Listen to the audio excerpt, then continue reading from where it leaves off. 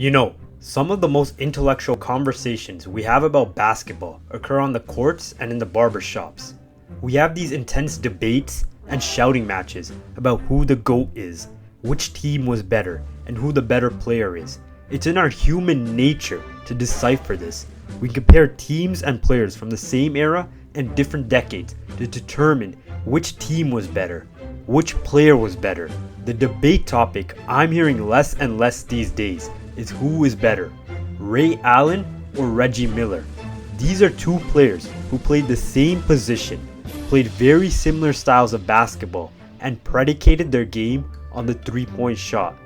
These two were an ultimate debate topic of who the better player was. From looking at lists, listening to podcasts, and hearing my friends' point of views, the debate is not a debate anymore. Ray Allen is somehow unequivocally better than Reggie Miller. Is this really the case?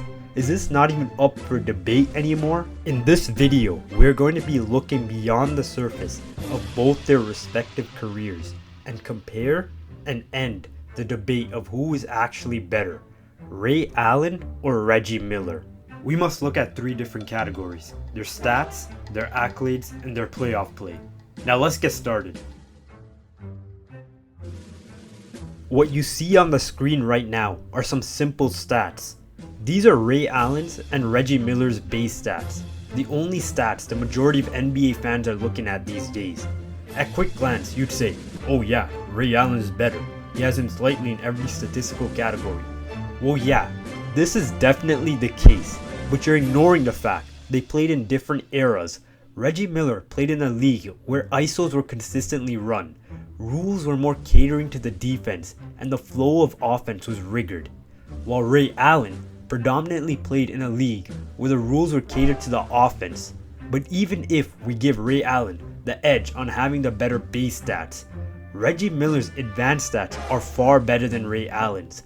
Reggie Miller has a higher offensive rating, the second highest in league history in fact, has a higher defensive rating, posts a higher box plus minus value, and has contributed to more win shares. Even when giving a deep dive at who is the better shooter, Reggie Miller comes on top. Yes, Ray Allen has made more three-pointers in his career, but you can credit this to him playing in a league where hand checking was abolished. As a wing player, this benefited him greatly. He had far more freedom to shoot the ball. Well, to that you guys might say, he shot a better percentage from three and the free throw line. He most certainly did, but the difference was so minuscule. Allen shot 40% from deep, and Miller shot only 0.5% less. Allen shot 89.4% from the free throw line. Miller shot 88.8% from the free throw line. The difference is so small. The bigger discrepancy was Reggie Miller was a substantially better shooter inside the arc than Ray Allen. He shot 51.6% from two-point range for his career. Reggie Miller's true shooting percentage, which measures a player's efficiency at shooting the ball, was at an outstanding 61%, ninth highest in league history, while Ray Allen's true shooting percentage was 58%, 58th highest in league history. With all this being said, I can safely say Reggie Miller is a better shooter than Ray Allen and is statistically the more dominant player. We all know stats aren't everything. Individual accomplishments and accolades must be looked at and assessed. Ray Allen is a 10-time All-Star. He's been chosen as an All-Star from 2000 to 2011, only missing out in the 2003 and 2010 NBA season. He has consistently been a top star in our league for a decade. Reggie Miller, on the other hand, has only been selected as an All-Star 5 times in his career. 10 beats 5, but even though Ray Allen has been selected to 2 times as many All-Star games than Reggie Miller, he has been selected to less All-NBA teams, something that is held in higher regards than the All-Star game. Ray Allen has been selected to 2 All-NBA teams, while Reggie Miller has been selected to 3. Yes, it's not a big difference, but it is a difference. Reggie Miller is also part of the illustrious 50-40-90 club, a feat only reached by 8 players. Ray Allen has never reached this feat and is not even one of the players who had a close call with this feat. Both players, when leaving the league, held the record for the most three-pointer makes in NBA history, but the edge is given to Ray Allen because he beats out Reggie Miller to achieve this feat and is the current leader in three-pointer makes. Where Ray Allen goes above and beyond Reggie Miller in this category is the fact he has 2 championship rings. This is 2 more than Reggie Miller. This is why we give Ray Allen the point in this category. Ray Allen's individual achievements and accolades just shine brighter than Reggie Miller's. The last category to look at is playoff play. The NBA playoffs is the most important time of the year. It's where heroes are born and others shrink. Many can't handle the pressure, but a select few rise to the occasion. The playoffs is what ultimately defines your career. Ray Allen and Reggie Miller were both big-time players, but the question is, who is the better playoff performer? Who elevated their game more when it counts? And who was more clutch? It's easy to just say Ray Allen, because he did hit one of the most clutch shots in NBA history, and he does have 2 rings. But is he really the better playoff performer? Did he really elevate his game during this time? Or was he a beneficiary of an ideal situation? Let's take a look.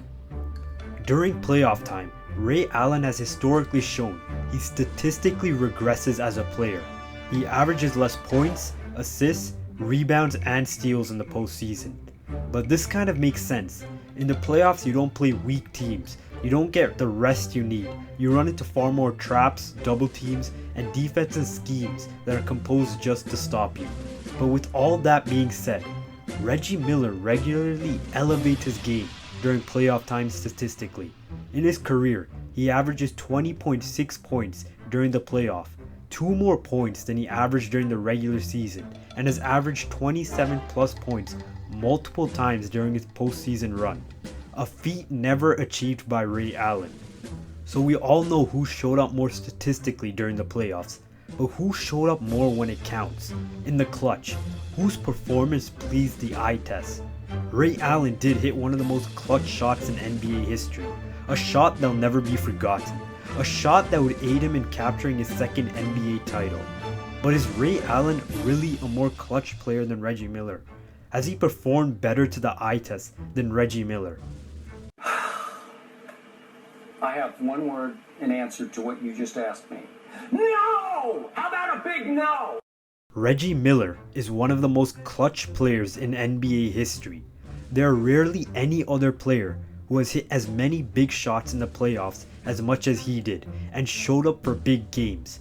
Let's not forget when he scored 25 points in the 4th quarter of a Game 5 against the Knicks to take the series lead, or when he scored 8 points in 9 seconds to steal a game, or when he hit a game winner on Michael Jordan, or his 40-foot 3 to force overtime against the Nets. Yes, Reggie Miller doesn't have rings, and Ray Allen does, but the quality of talent they had supporting them was vastly different. Reggie Miller, as the man, took the Pacers to 5 Eastern Conference Finals in 7 years and 1 NBA Finals. Ray, when he won his first ring, was at best the 3rd best player on the team, and when he won his 2nd ring, he was playing off the bench. Sorry Ray Allen fans, this point goes to Reggie Miller, and he is our winner. He was just a better player in his playing days. He was just more calculated, methodical, and could shoot the ball lights out when it mattered most. This concludes our video. Leave a comment on who you think is better, and don't forget to like and subscribe. See you next time.